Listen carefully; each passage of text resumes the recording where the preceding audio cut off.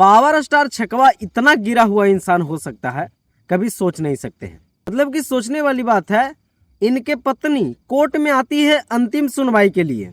Power star छकवा और ज्योति सिंह के बीच जो लड़ाई हो रही है उसकी अंतिम सुनवाई के लिए ज्योति सिंह कोर्ट में आती है और पावर स्टार छकवा को भी बुलाया जाता है। लेकिन पावर स्टार छकवा जो है ना एक मैसेज छोड़ता है कोर्ट में कि मैं बीमार हूँ, मैं नहीं आ सकता हूँ, मुझे फीवर है।